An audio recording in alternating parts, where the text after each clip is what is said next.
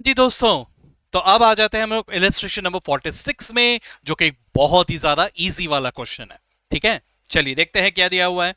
A factory is engaged in manufacturing plastic toys, is working at 40% capacity and produces 10,000 toys per month. ठीक है, यानी 40% capacity में ये 10,000 toys बना रहे एक महीने में। हाँ, okay. The present cost breakup for one toy is given to us. Material 10 रुपए, ठीक है, ये फॉर वन टॉय है ना। तो जब तक कुछ ना दिया हो, मटेरियल और लेबर को हम लोग वेरिएबल ही मानते हैं। ठीक है, तो ये भी वेरिएबल होगा, ये भी वेरिएबल होगा। अब ओवरहेड्स हमें कैसे दिया है, 5 रुपए में से 60% फिक्स्ड है और 60% वेरिएबल है।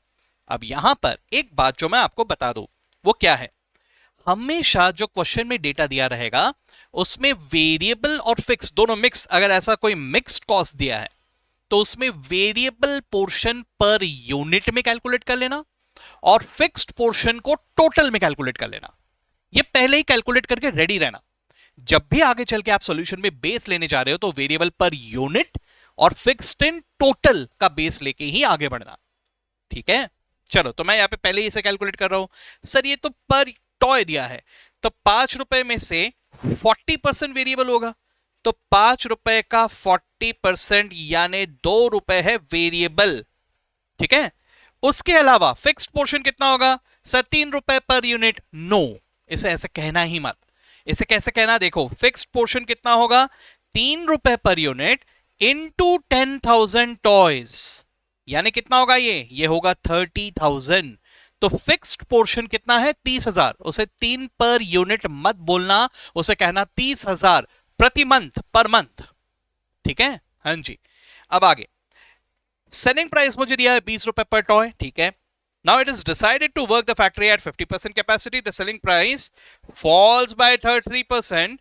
अच्छा, मतलब 50% कैपेसिटी में अगर काम करने जाओ तो सेलिंग प्राइस 3% से कम करना पड़ेगा। लॉजिकल है ना यार, जरा सोच के देखो। फिलहाल हम 40% कैपेसिटी में काम कर रहे हैं, हम बढ़ाना चाहते हैं, हम लोग 50% कैपेसिटी में काम करना चाहते हैं, है ना, यानी ज्यादा यूनिट्स बेचना चाहते हैं।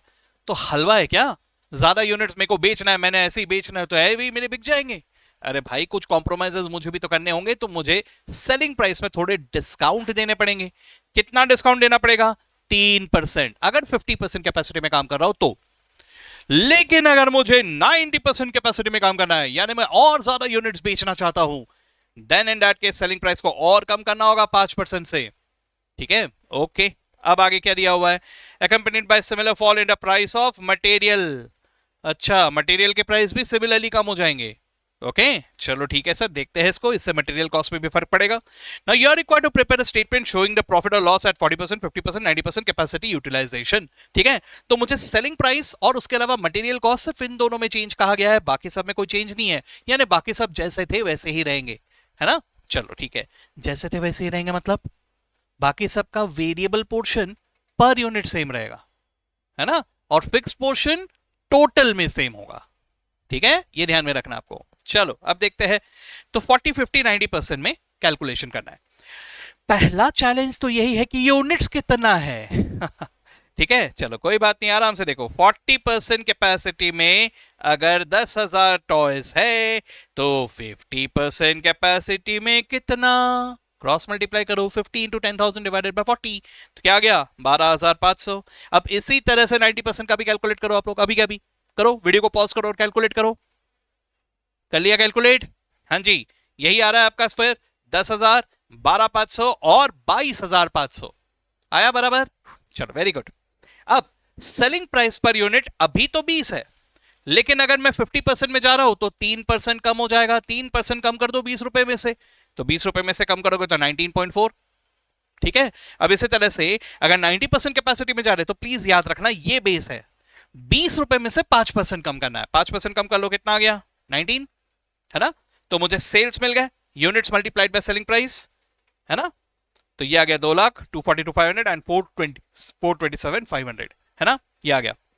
अब मटेरियल कॉस्ट वैसे तो 10 रुपए पर यूनिट है ना। देखो मैं यहां पे ऐसा लिख के रखता हूं, यहां पर 10 रुपए है, तो यहां क्या होगा, कहने से 50% कैपेसिटी में ये भी 3% से कम होगा, यानी 10 रुपए माइनस 3% कितना हो जाएगा, ये हो जाएगा 9.7।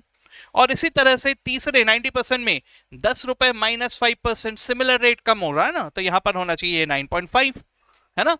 बस अब कैलकुलेट करो कितना होना चाहिए सर, तो 10,000 इंटू 10, यह आ गया 1,00,000। अब इसी तरह से 12,500 इंटू 9.7, यह आ गया 1,21,250। और इसी तरह से 22,500 इंटू 9.5, यह आ गया 2,13,750। सिंपल, एग्जैक्टली सेम तरह से हम लोगों ने कैलकुलेट किया। अब इन्होंने इसको वर्किंग नोट पे प्रेजेंट कर दिया है। आप जैसे अभी सेल्स का डेटा लिखा था ना, वैसे यहां पे मटेरियल का भी इधर ही अगर इंक्लूड कर लो, आपको वर्किंग नोट की जरूरत नहीं पड़ेगी। हाँ, लेकिन सीधा ऐसा नहीं लिखना।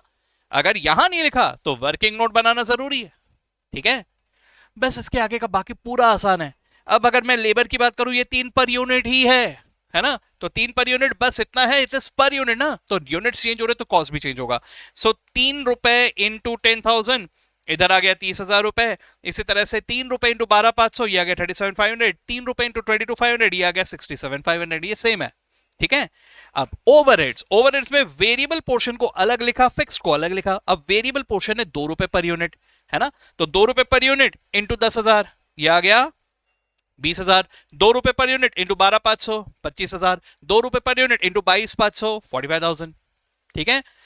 इसके बाद ये टोटल वेरिएबल कॉस्ट आ गया। अब फिक्स्ड कॉस्ट को जोड़ने की बारी है, तो फिक्स्ड कॉस्ट मैंने क्या कहा था, 30,000, है ना, तो वो 30,000, 30,000, 30,000 कांस्टेंट, है ना, सब जोड़ के ये आ गया टोटल कॉस्ट, है ना।